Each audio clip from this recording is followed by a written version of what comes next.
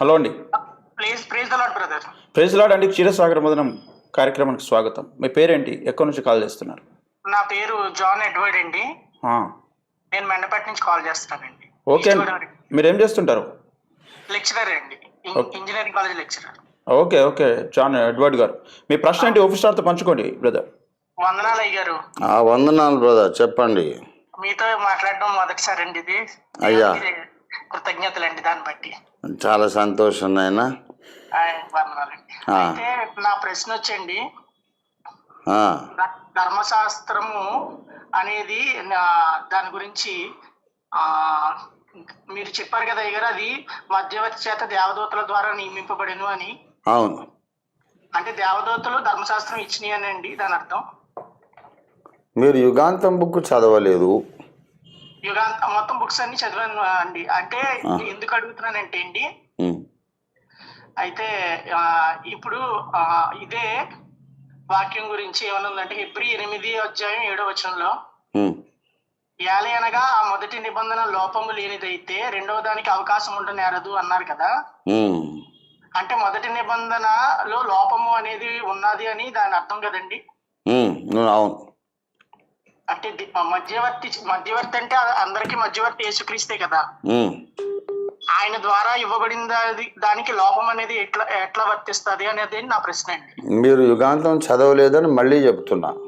Okay అండి. యుగాంతం ఒక్కసారి చదివితే చదివినట్టు కాదు, అది 100 సార్లు చదివి కూడా ప్రతిసారి కొత్తగానే ఉన్నది అన్నోళ్ళు ఉన్నారు. ఇప్పుడు నేను మీకు చెప్తా వినండి. దేవదూతల చేత నియమించబడ్డ ధర్మశాస్త్రము అనేది నేను చెప్పిన మాట కాదు, పౌలు చెప్పిన మాట. అది ఎక్కడెక్కడ ఉన్నదంటే 2 చోట్ల ఉన్నది. అపోస్తలుల కార్యాలు 7వ అధ్యాయము, గలతీ పత్రికలో కూడా ఉంది.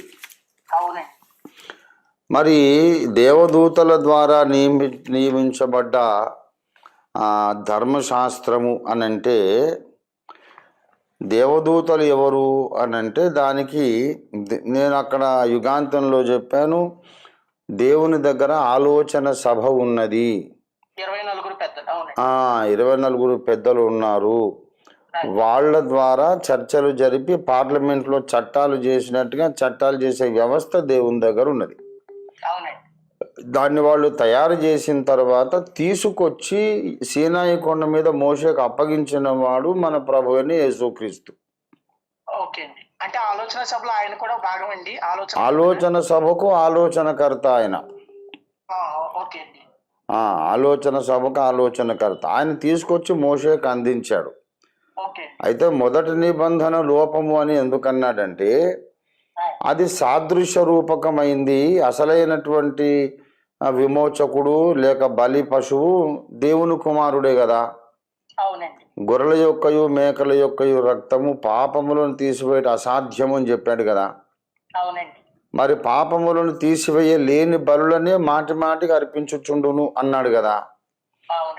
గనక అసలైనటువంటి విమోచకుడు ప్రత్యక్షం కాకముందు సాదృశ్య రూపకంగా ఆ బలి కర్మకాండ ఉంది. ఎందుకు? రక్త ప్రోక్షణము లేకుండా పాప క్షమాపణ కలగదు. ఆ రక్తము దేవుని రక్తమే. మరి దేవుడే వచ్చి రక్తం కార్చేదాకా ఈ కాన్సెప్ట్, రక్త ప్రోక్షణం అనే కాన్సెప్ట్ మర్చిపోకుండా ఉండడానికి ఈ జంతు బలి కర్మకాండ పెట్టాడు. గనుక జంతు బలి కర్మకాండలోనే పరిపూర్ణమైన విమోచన ఉంటే మరి దేవుడు వచ్చి రక్తం కార్చేది అవసరం లేదు. అది అందుచేత కొంచెము పాపములను తీసివేసే శక్తి లేని బలులని ధర్మశాస్త్రంలో నియమించారు. అది దేవుని చిత్త ప్రకారమే జరిగింది. ఎందుకంటే ఈ పాపములను తీసివేయలేని బలులను వాళ్ళు అర్పించడం జ్ఞాపకము కొరకు, జ్ఞాపకార్థంగా. తర్వాత యేసు ప్రభు వారు వచ్చినాక మళ్ళీ ఆ బలి కర్మకాండ తీసేశాడుగా. అంటే ఇక్కడ ఇంకోటి అండి, పాపములు తీసివేయలేనిది బలి కర్మకాండ అంటే మీరు అనేది కర్మ పాపం అండి, జన్మ పాపమా? ఏదైనా రెండిటికి వర్తిస్తుంది. రెండిటికి వర్తిస్తుంది. వాళ్ళకి ఏ పాపము కూడా ఆ రక్తంతో పోదు. జన్మ పాపం పోదు, కర్మ పాపం పోదు. ఎందుకు పోతుందంటే ఆ పాత నిబంధన కాల భక్తులు ఎందుకు రక్షణ పొందారంటే రక్త ప్రోక్షణం అవశ్యం అనే కాన్సెప్ట్ నమ్మారు వాళ్ళు. నమ్మారు కనుక వాళ్ళను ఆ విశ్వాసాన్ని బట్టి దేవుడు వాళ్ళను అంగీకరించాడు, క్షమించాడు. వాళ్ళందరూ పరదేశులో ఉన్నారు, పరదేశులోకి పోయారు, వాళ్ళు తండ్రి దగ్గరికి పోలేదు. ఓకే ఓకే అండి. యేసు ప్రభు వారు బలైనప్పుడు 3 రాత్రింబగళ్ళు భూగర్భంలో ఉన్నప్పుడు వాళ్ళ దగ్గరికి వెళ్ళి, మీరు ఏ బలినైతే నమ్మి జీవించారో ఆ బలి పశువు నేనే అని బయలుపరుచుకున్నప్పుడు అప్పుడు వాళ్ళకి సంపూర్ణ రక్షణ వచ్చింది. పరదేశనే తీసి 3వ ఆకాశానికి షిఫ్ట్ చేశాడు ఆయన. అవునండి అవునండి. అది. Thank you God bless.